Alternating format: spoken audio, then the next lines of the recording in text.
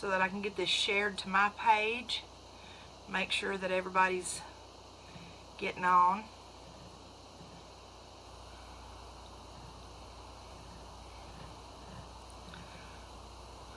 Just waiting on everybody to come in.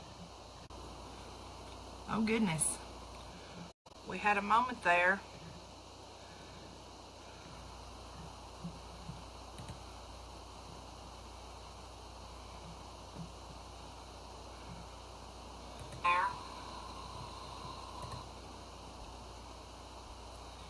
Is anybody out there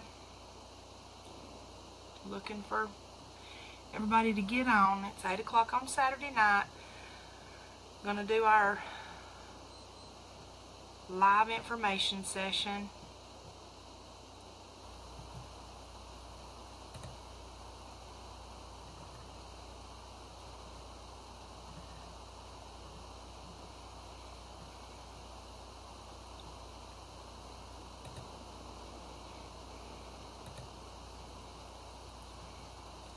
So it's been a good day today. Got a lot done.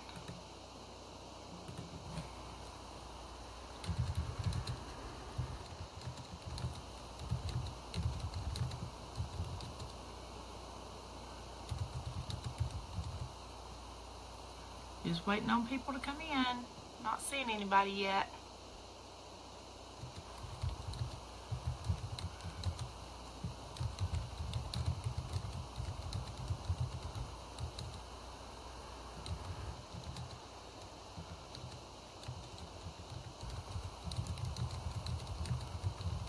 There's somebody.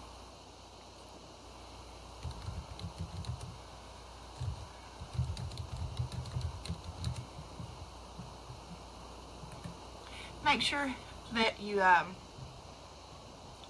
share, that you like and share the video so that others will be able to watch.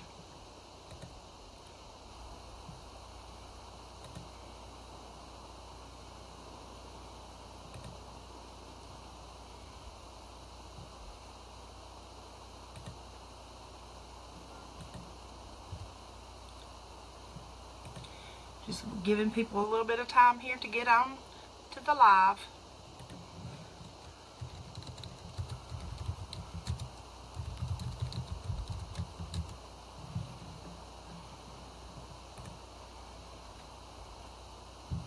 Hey Katrina, how are you doing?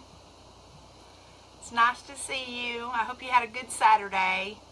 Is this too bright? If this is too bright, I can take it down a notch. It can go down like this. Does that look better, or do I need to leave it like it was?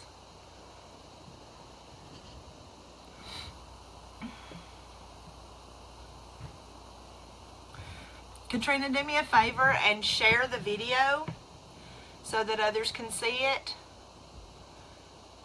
Last week we had some trouble with people being able to find the video because it's public, but it's on the page. And only those that like and follow the page actually see it when it pops up unless we share it. I've shared it to my timeline, and I shared it to the group.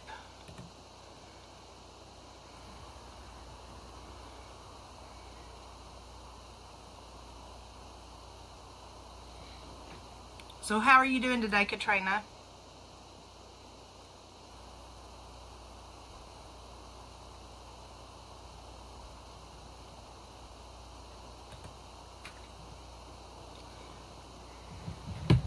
Got somebody coming in my room.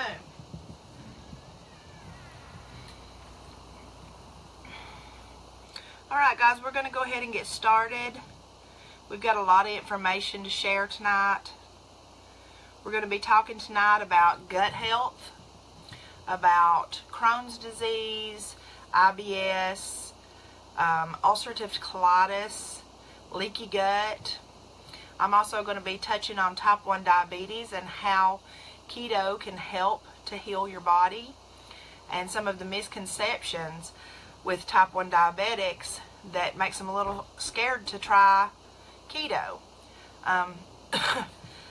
So hold on just 1 minute, y'all. I've got somebody knocking on my bedroom door. Yes. No. Unless you go around the other way. Alright, so let's go ahead and get started. I just want to welcome everybody. If you're watching on the replay, I am Melissa English. I am the Sassy Keto Nurse. I started keto back last July, and since then I have lost more than 65 pounds. I have also changed my entire life. My health is better. I no longer take any medications, and I have more energy, and I'm happier. My moods are even, and everything's all evened out, and I attribute every bit of it to the keto way of life. Tonight we're going to start out by making a little announcement. A friend of mine contacted me today. Y'all know I've been having some trouble getting the web page started, getting the blog started up. So I've just been blogging on the page, and someone contacted me today, and they're going to help me out and help me get that started. It may be a collaboration with a couple other people. I'm really excited about it, and I can't wait to see what comes of it.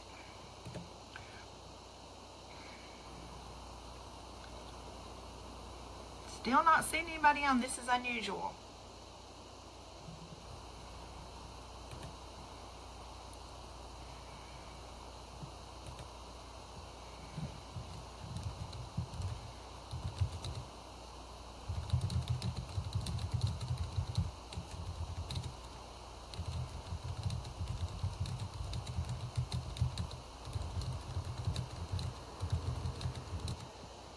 Hey Valerie, are you on here? I just saw that you liked the video, so I'm hoping that you're here. I don't see your name on here, but sometimes it doesn't show me everything. There you are.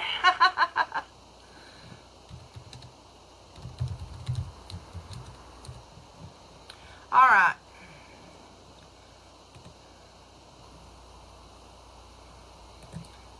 So, gut health.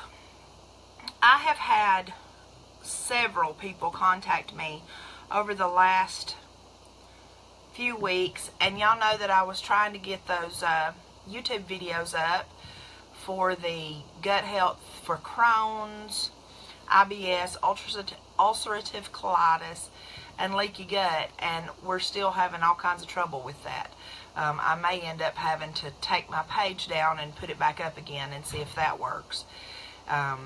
I'm not sure what's going on with it, but I really do have more videos coming, and at this point I may actually just put them on the page instead of the YouTube channel for a little while until we get that straightened out. Hey Whitney, how are you doing tonight? With Crohn's and these other gut issues, they're all inflammatory issues, y'all. And as y'all know from the teachings from before, keto is totally non-inflammatory. It removes the inflammation from our bodies. But what's so important about that and about the gut health, those of you that have these different conditions, our immune system is in your gut, your stomach, your intestines, your large intestine, small intestine. 70% of your immune system, because this is where your body absorbs all of its nutrients. It's where it gets all of its nutrition, and it's also where it weeds out those things that can cause inflammation, cause problems, and it gets rid of them. It categorizes them as waste, kinda, and lets them go. Well, with keto, we're using fat for fuel. And with fat for fuel, fat is much more efficient for fuel than sugar or carbs or starches. Because with fat creates less free radicals in the system. In other words, as it is processed for energy and metabolism, there's only 3 steps to that process instead of 11. And so less free radicals are created as a byproduct, and free radicals, they cause damage to your cells, not so much the huge, like organs, but to the cells, to those minuscule cells that make up every single thing in your body. And so when we create fewer free radicals, then there's less damage and less inflammation, because when the cells are damaged, that causes inflammation. And even though a cell is minuscule, it's microscopic, just that tiny bit of inflammation, it adds up with the millions and billions of cells in your body. So this inflammation leads to these autoimmune disorders and to these stomach disorders that we're talking about tonight. Well, with fat, and you know, we take in between 75 and 80% of our intake in keto is fat. Well, fat increases the motility. It increases the movement in our gut. It allows things to process through much smoother. You have decreased hunger, which we've talked about before, and so you're eating less. And when you eat less, you're putting less strain on that GI tract, and it gives it more time to heal using those fat cells and those nutrients that you're taking in, all those phytonutrients and those, you know, those leafy greens that we talk about all the time that have all the vitamins and stuff in them. Well, if you're not eating as often, then your gut is resting. And that is extremely beneficial to those that have these inflammation disorders in their gut. We have our gut, our small intestine mostly. There's a big old word, big old scientific word that explains all the stuff and junk in there, and it's called the human microbiome. Now, what that consists of is all the bacteria that live inside your small intestine and large intestine. Mostly the small intestine, that is where most of your absorption and all of your nutrient absorption and everything is at. Hey Josh, how are you doing?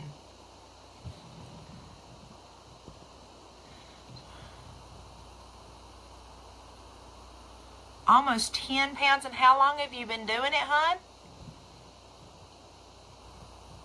The thing, it's all about preparation. It's all about preparation. When you're going to school and you're working full time, it's all about prepping yourself and having the stuff that you need with you. Just carry a small cooler. 1.5 weeks, even 2 weeks, and you've already lost 10 pounds. Can you, hi Sherry, can you feel a difference too? Thank you so much, Katrina. Everybody that's on Joshua Sherry, everybody, please share the video. Apparently we're having the same problem tonight that we had last week, is people are not seeing where the video's at. So if you'll just share the video to your timeline, I would really appreciate that. And just invite people over. Joshua, one big thing, 2 weeks in, you're going to start really feeling the difference from keto too. I know that you hadn't been able to do it full bore, and that's understandable. What I would suggest, hey Dawn, nice to see you. I just made an announcement a while ago about a friend that's going to help me out. A tad bit more energy. Hey Bree. The thing is, hey Levi, I'm super excited. Levi gets to watch the live. Thank you, Bree. Joshua, the biggest thing, hey Lisa, is preparation. Now, I have a couple of videos up on YouTube now that talk about food prep and meal prep. What I would suggest for you is that you go get just a small cooler, not a big one, you know, just one of those small lunch bags. And that way, you can fix your lunches and stuff, and it doesn't have to be big because, as you know, once you get fat adapted, you're not as hungry anymore. You're really just going to want some little snacks and stuff, especially for school and stuff between classes. Some string cheese, baby bell cheese. Yeah, I'm sitting here right now because I just finished eating. I've got my cheese sitting here. Look at this. This is baby Swiss. Y'all, I am absolutely in love with baby Swiss. I just sit and nosh on it. Is this too bright? I feel like it's really, really bright. I can tone it down and take it down like that. Is that better for everybody? Y'all just let me know. I just feel like I'm like jumping out of the screen there. But yeah, Joshua, just when you do your meals, when you prep your meals, when you prep the stuff that you're going to take with you to school and work, do the small stuff. Do some roll-ups with some ham or roast beef and some Swiss or some good cheese, whatever kind of cheese you like. This stuff, because I get it cut at a 2. Thank you so much, Lisa. I just don't want to blow y'all out. It looked pretty bright. I get it cut at a 2 at the deli because that is like the perfect thickness, so that if you just want to snack on it, you can just fold it in half and snack on it.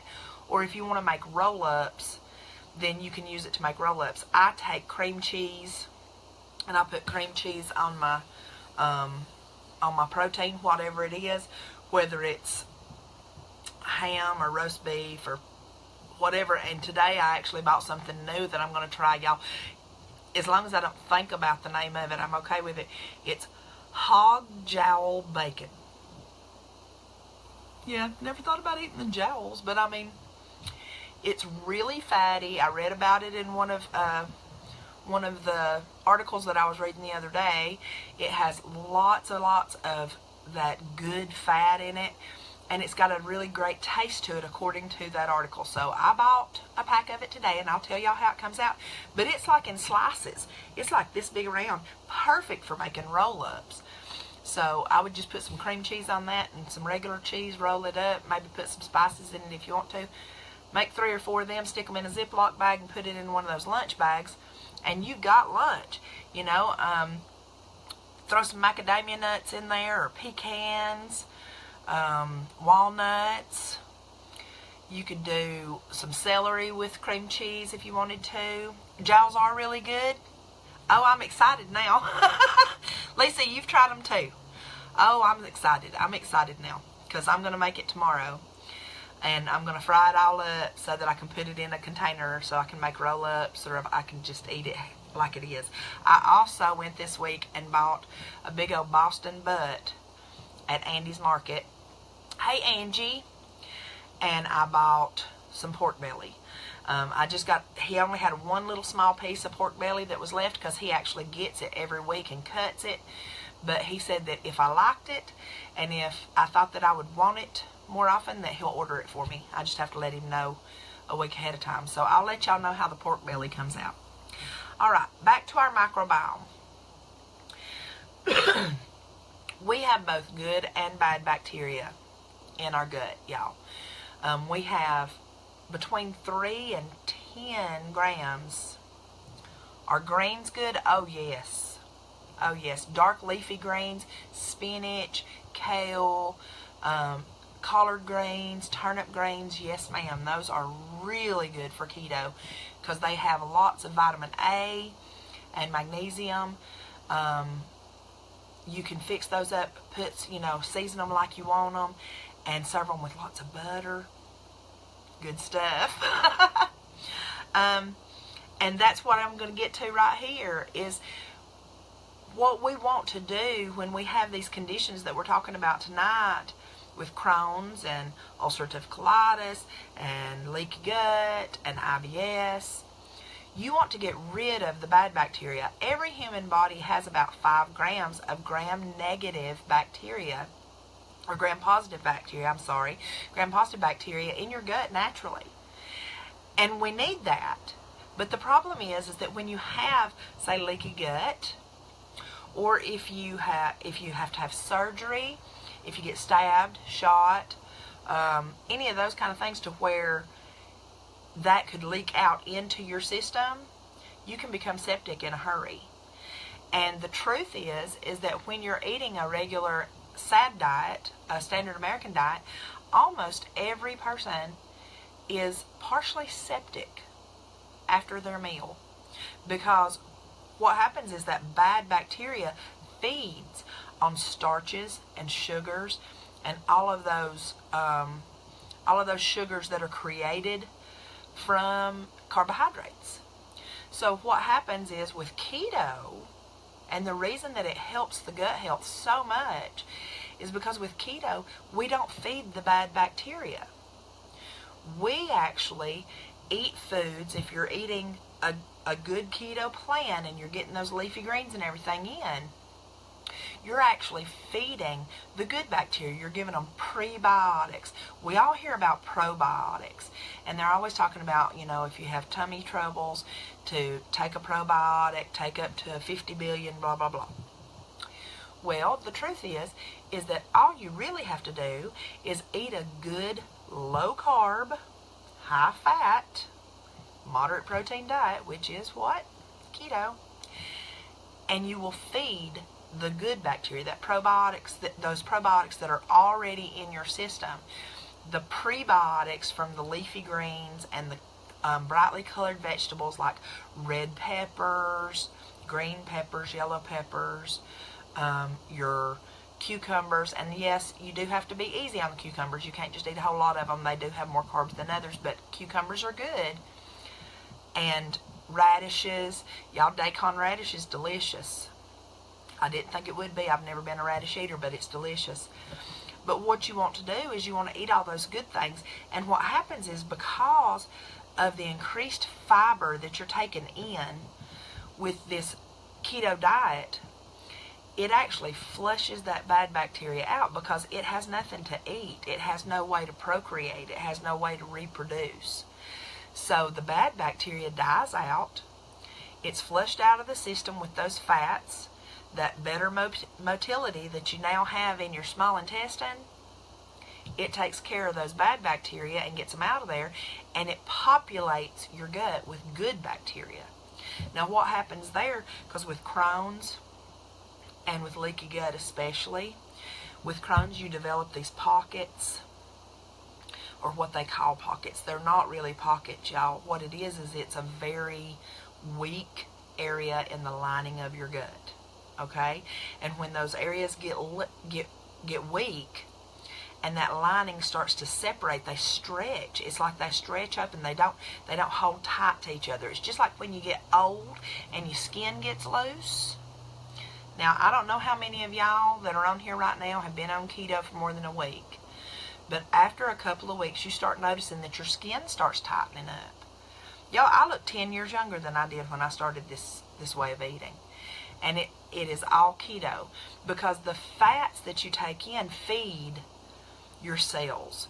It gives those lipids, the lipids give your mitochondria a way to tighten up your skin and the lining of your gut. And so with UC, ulcerative colitis, with leaky gut especially, and with Crohn's, you start to see a big difference in the tightness of that lining, the health of the lining of your gut, of the small intestine. Because in leaky gut usually comes following, it's usually a missed Crohn's diagnosis, to be quite honest. Because with Crohn's and with what's the other one I was trying to think of? I can't remember right now. Either way, y'all will know which one it is when I'm talking about it.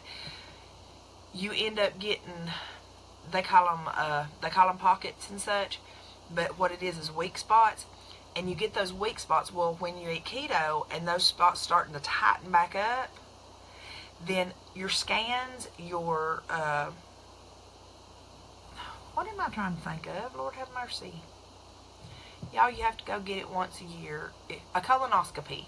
When they do the colonoscopy, they start seeing a huge difference in the lining of the gut. Here's the problem, and the reason that you haven't heard it, the reason that you don't see it on the news, they're not going to admit it. For those of you that were here for the live book review the other night, we talked about the fact that when new things are found and old things are put away or proven wrong, the medical community does not turn around and say, oh, y'all, we were wrong. We were wrong. This is not, fats don't cause you to have high cholesterol. Fats don't make you fat. It's okay to eat eggs. they don't ever come back and say that, y'all. They just kind of quit talking about it and go on to the next thing. And that's what's happened with, they don't ever correct themselves because there's so much funding and backing from big pharma and big, these big contributors, the financial contributors, that they don't want to turn around and make them look bad. Hey Raven, how are you doing tonight? So what we need to do for better gut health, and this is for everybody, not just those of you who have IBS and Crohn's and leaky gut and ulcerative colitis and all that kind of thing. This is for everybody. You're going to be so surprised at the change in how you feel as far as your tummy goes. I want y'all to, I'm going to give you a list of some foods here that are super great for these conditions, but they're also great for keto, period. Artichokes. Y'all, I love to use artichoke hearts and just slice them real thin and put them into my meat sauces. I use that Dollar Tree Francesco Rinaldi's pizza sauce that they have, their pasta sauce, I think it's called. It costs $1. I use it and some ground beef, a little bit of sausage, some mushrooms and onions, put some artichoke hearts in there, garlic, and oh, y'all, it's delicious. Makes great meat sauce. Put that over some spaghetti squash, perfect. Okay? Those are the top 3 to help with gut health. There's artichokes, garlic, and onion. Then there's asparagus, raw apple cider vinegar. Y'all probably saw my post earlier today that I posted, that I shared. Somebody in another group I was in had posted a recipe for ingesting apple cider vinegar. Thank you, Dawn. You have a good time at the gym. I posted that. Well, I went in there and made it. I made it a while ago because I have been choking down a little 4-ounce shot every morning and chasing it with water and getting my apple cider vinegar in so that it would help my tummy. And it wasn't pleasant. I'll be real honest with y'all. This was not bad at all. It's just 8 ounces of water, 2 tablespoons of apple cider vinegar, 2 tablespoons of lime juice, and then just a dash. And when I say a dash, it really is just a dash of, oh Lord, what did I have? It's 2 dashes of cinnamon and 1 dash of, Lord, y'all, I forgot. It's sitting in there on my counter. Either way, you put it in 8 ounces of water, and I have room temperature water because I just buy cases, and so it's sitting in there. Y'all, it wasn't bad at all. I wouldn't say that it tastes like apple cider, which is what somebody else had said on there. Hey Marilyn, how are you, honey?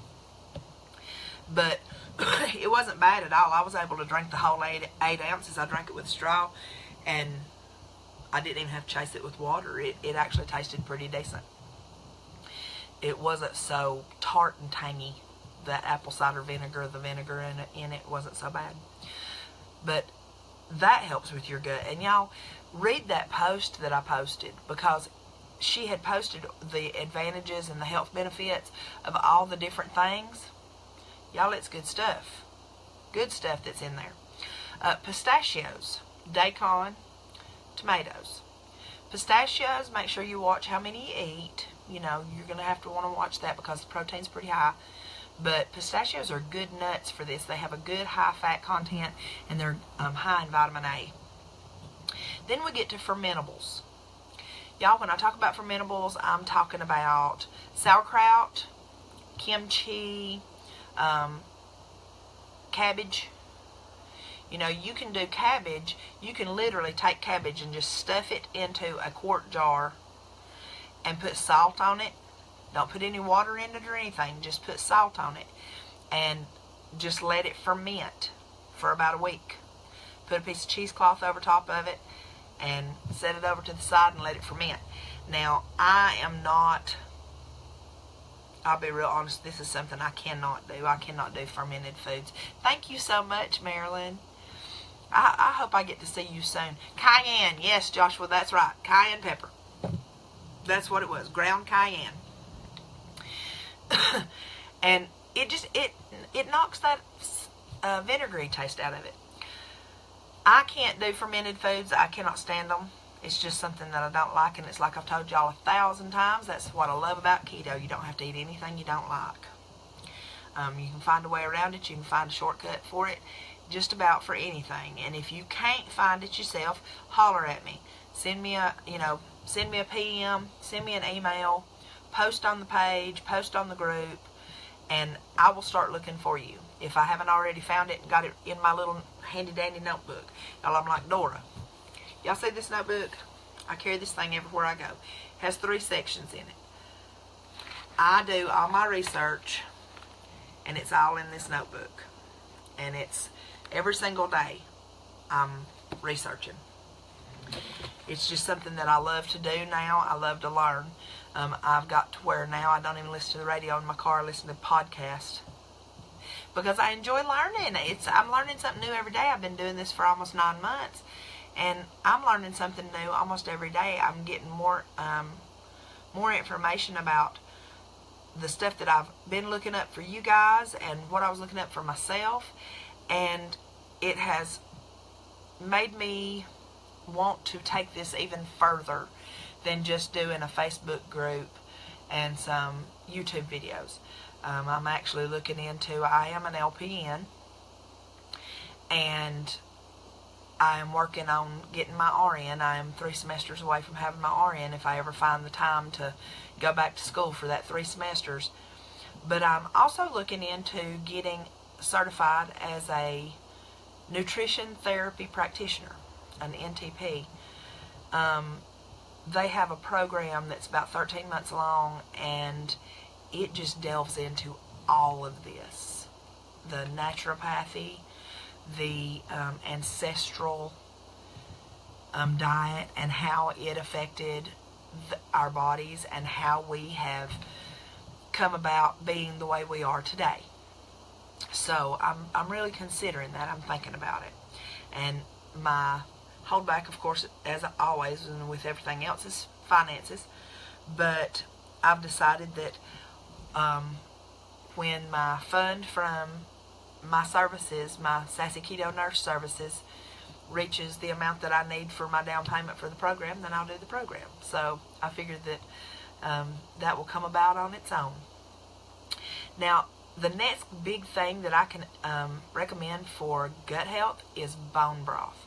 Now, y'all, I'm not talking about the bone broth you buy at Walmart, because I started to get some of it today, and I had been told by someone else that they had really good bone broth. Well, they don't.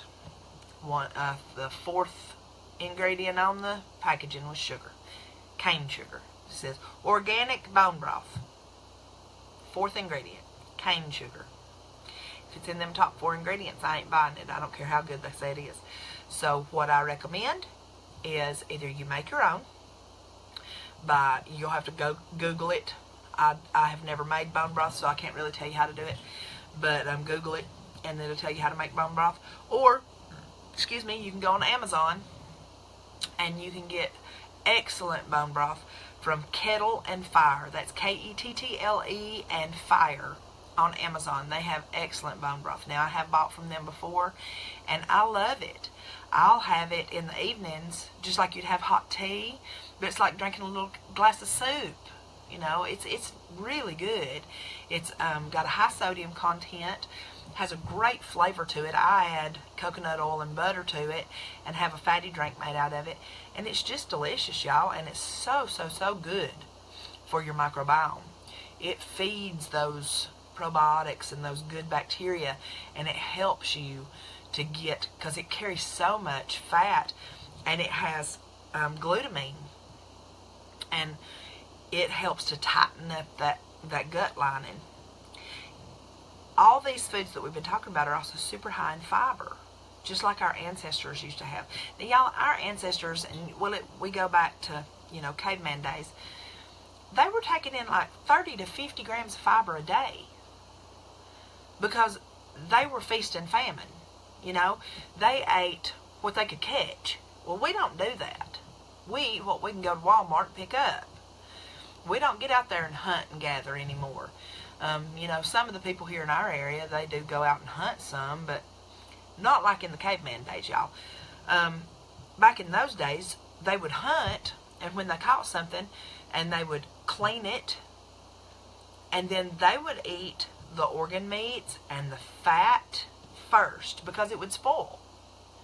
And then they would have that dense muscle meat to dry and dehydrate so that they would have that to carry with them.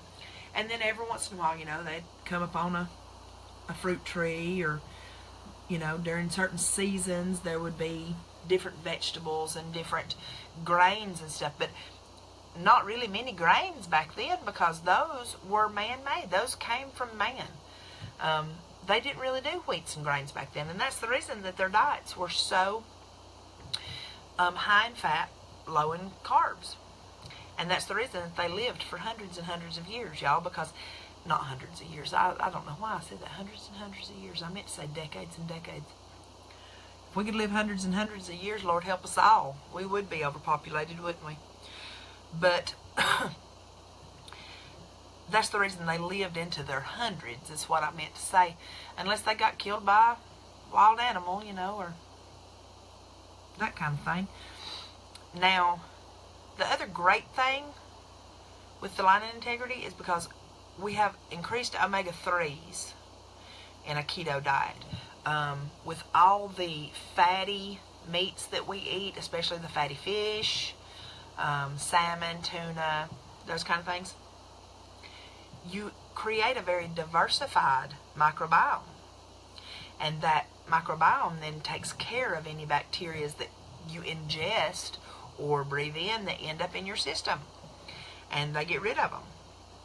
Now, those of y'all with Crohn's, y'all know that when you have a flare-up, the very first thing they do is they put you on steroids. Now, what do steroids do, y'all? Anybody on here that has to get steroid shots when they have Crohn's flare-ups or other things? The very first thing it does, it blows you up like a balloon. It does. It causes severe inflammation. And the one that they use for Crohn's disease? Cortisone. Cortisone will cause so much inflammation.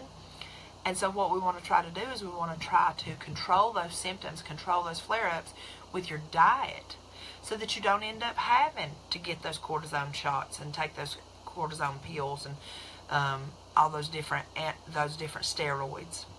Another thing I will tell y'all, anybody that has these inflammatory problems with your gut, limit your NSAIDs.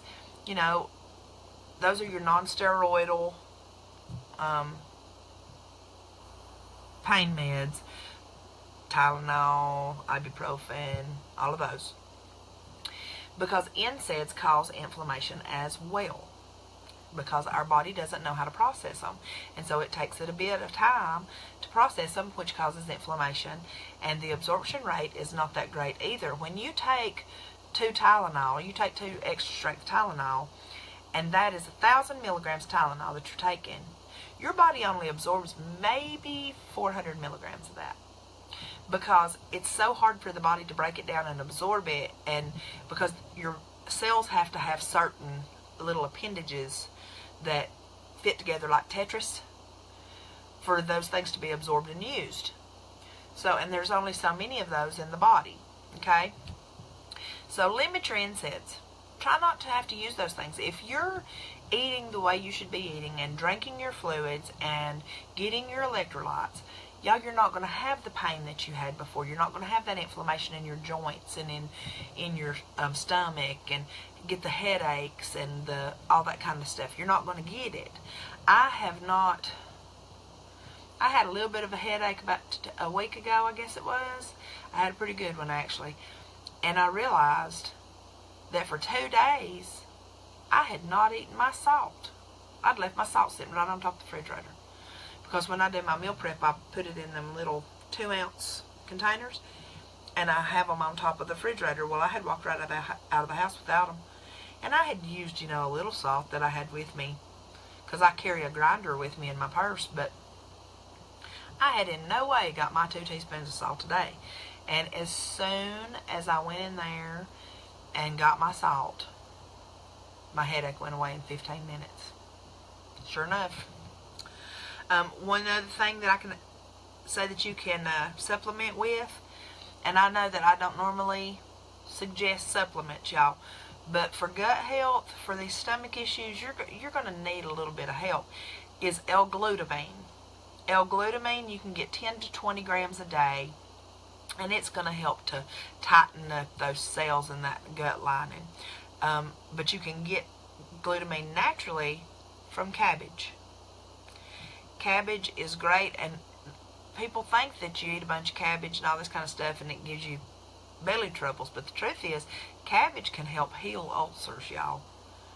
Cabbage has so many nutrients in it that nobody realizes. They just think of it as the, just the green filler in egg rolls. But cabbage is a wonderful thing. The next thing I'm going to talk about is coconut oil. And y'all, I've talked about coconut oil a ton, and y'all hear me talk about, I put coconut oil in all my drinks. I use coconut oil in just about everything that I fix. If I make fat bombs, they're made predominantly out of coconut oil and cream cheese. But here's the great thing about coconut oil and gut health. Y'all, coconut oil is easier to digest for your body because it contains those MCTs, those medium chain triglycerides, and your body is set up to process those. We're supposed to get those. That's what our body was made for. And so coconut oil is super easy for your stomach to digest. It's anti-inflammatory, it's antibacterial, it's antifungal, and it's antimicrobial. What? Yeah, coconut oil. Y'all, people have used it for years and years for oil pulling for their teeth and gums. I have actually started in the past week, but I have started just melting a little bit of coconut oil, and I use it and some baking soda to brush my teeth with. And then I'm going to try oil pulling. I don't know how excited I am about that, but you really just take the coconut oil and put it in your mouth, and you just swish it in between your teeth. It's supposed to help goms and goms with your gums, and I can believe it because, y'all, it's everything in one item. I mean, anti-inflammatory, antibacterial, antimicrobial, and antifungal. That's just crazy. You'd be crazy not to intake it. So you can get coconut oil in the Luann's coconut oil in the big white jar.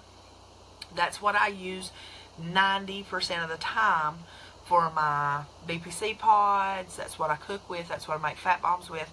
You can also get Luann's liquid coconut oil. I don't use it very much, but if I'm in a huge hurry leaving the house, I will just take it and pour it in my coffee instead of going through the whole scooping it out, because coconut oil is hard at room temperature until summertime. Now this summer it'll be easy to get it out of the jar because it softens and when in the warmer temps. There's also MCT oil, and I've had a couple people ask me about it. MCT oil is just medium chain triglycerides, and it's not really an oil. You can get it. They have some MCT oil at Walmart over where the protein powders and the weight loss drugs and all that kind of stuff's at. But I looked at it, and it does not say what MCT ratios it has, and there's a certain ratio. You want more 10s than 8s, I think. I have it all written down in my little book over there, and this one didn't even say anything about that. It just told you, it was just MCT oil. But you can go online, Amazon again, and you can get MCT powder. They have keto MCT powder. There's bulletproof MCT powder. But you want to make sure that it has that ratio in it, and I'll make sure to post that. I'll make sure to post that in the in this video. I'll put it down below what that ratio is that you want to be looking for. Just 1 tablespoon of coconut oil, y'all, with your meals. And so that would be 2 to 3 tablespoons a day. Helps your body to heal from the inside out. I mean, that is how powerful coconut oil is. it also helps your body to absorb vitamins, minerals, and amino acids. And in your body, coconut oil fights candida yeast. Ladies, that's important. Because how many of us, you start eating yogurt? Well, we don't eat yogurt now unless you can find full-fat yogurt, which I have not found in Raven County. I would like to go up to that creamery. Has anybody been up to the creamery in North Carolina? See, right there across the line, and see what goodies they have? Because I'd like to go up there and see if they have any double cream, if they have any full-fat yogurt. I'd like to get some grass-fed butter from them and see what it's like. If anybody tries it out, y'all let me know how good it is, okay? So moving on, the next thing I'm going to talk about, and I've talked to several people this week. I've had several come in and ask me or send me messages and ask me, can a person with type 1 diabetes do keto? Now, y'all, type 1 and type 2 are very different.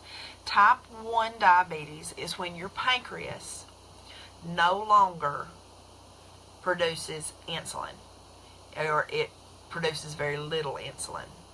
Type 1 diabetics do not produce enough insulin to control their own blood sugar in their body, and therefore they are insulin dependent.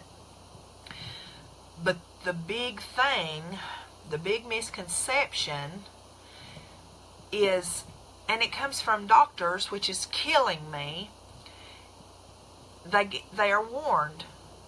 You know, all diabetics are warned about ketones, because if your ketones and your sugar are both, now understand I said both, super high, then you can go into a state of what's called ketoacidosis. Y'all, ketoacidosis only occurs if the body has extremely high glucose and high ketones, and the pancreas cannot produce insulin, and there is no exogenous insulin available.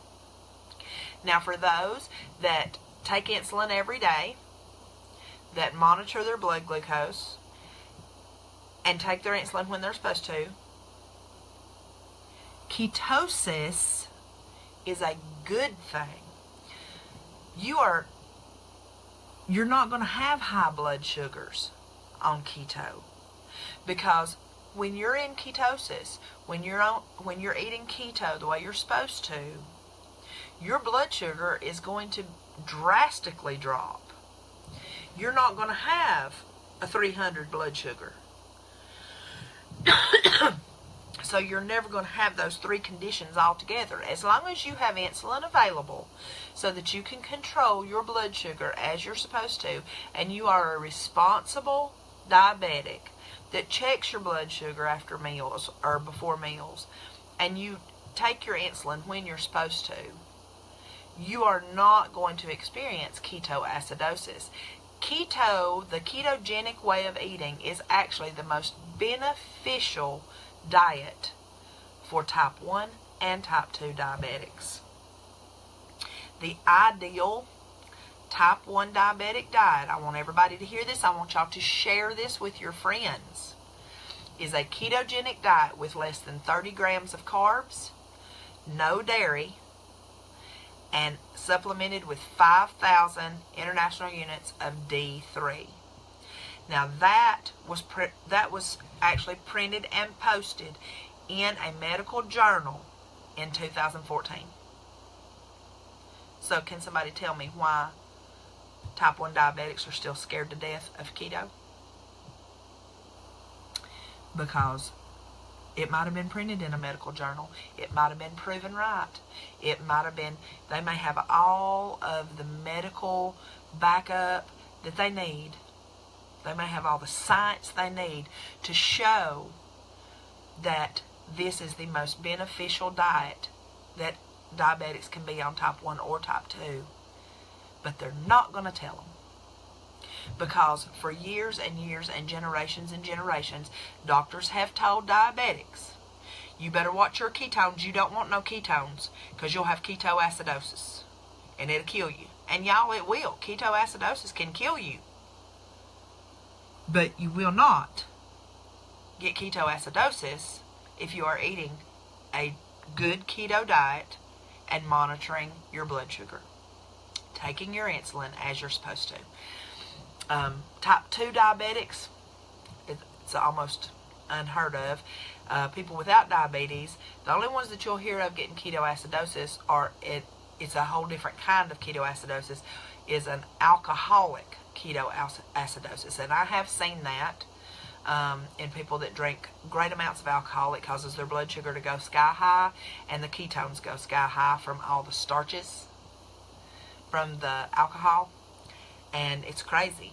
It is like flabbergasting how that works in a body that does not have diabetes. But alcoholism is a dangerous thing anyway, and it causes some weird things to happen to the body. So, what's happened? Well, number one, ketosis and ketoacidosis, they sound a whole lot alike. So, doctors and medical professionals alike have chosen just to sweep it under the rug and say, nope, it's bad. Period. It's bad. Not true. Not true at all. Now, the other thing is that without carbs, and on keto, you're not eating carbs. We eat very few carbs, and most of them come from vegetables. And so, without carbs, your cells become more sensitive to insulin, and so the insulin is more effective. And therefore, even type 1 diabetics use less insulin than they did before they began a ketogenic diet, because their blood sugar is better controlled and their cells are more receptive to the insulin that they use, the exogenous insulin. Not only that, but they have seen many type 1 diabetics that have gotten back partial function of their pancreas and started producing insulin again. Maybe not, I mean, type 1, y'all, type 1 is type 1. You're going to have type 1 for the rest of your life. That is something that, to be very honest, you're born with. Type 1 is usually diagnosed in childhood and in early adulthood. There's people that get diagnosed later in life, but for the most part, it's early in life. So, just to finish up, keto can heal the body. It does heal the body. Coconut oil, get it in. At least 3 tablespoons a day, guys. It's going to help you with everything. Make sure that if you liked this video, I know everybody's gone now pretty much, but others that are watching, if you like this video, please make sure to give me that thumbs up, share it. Can antibiotics or cold meds throw you? Yes, they can. They can, Lisa, but I am a nurse. I am not going to tell anybody not to take their medications that a doctor prescribes. You know, when you're on antibiotics and stuff, if your body needs those antibiotics, it needs it. As far as cold meds go, though, I have found that, number one, a cold is a virus. There's not really anything out there that's going to help you other than upping your fluids and getting lots of rest and eating the correct diet. Very honestly, a virus is going to run its course.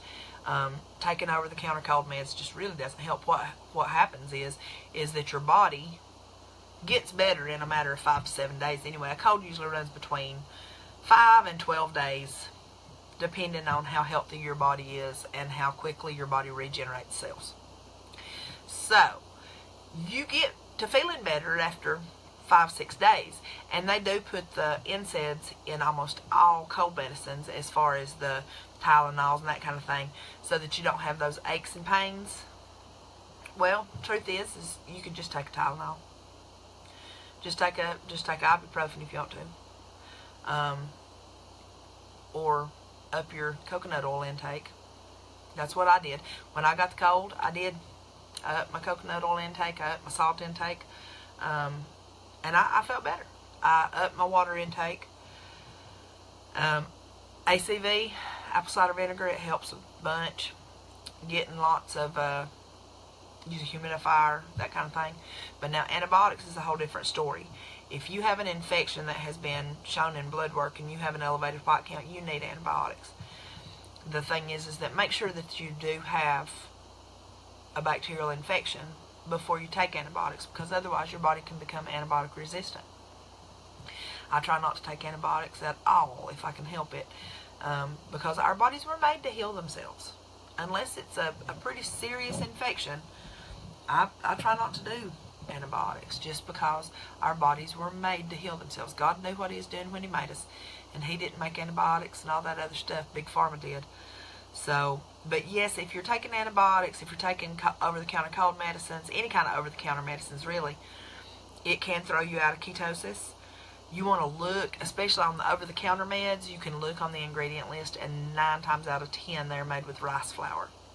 It's usually the first ingredient in them. So I noticed that today because I was getting my daughter some over-the-counter stuff. She wanted some vitamins, and I went and got them, and I was like, holy poop. Everything here has it right. And I'm standing back there. I know people thought I was crazy.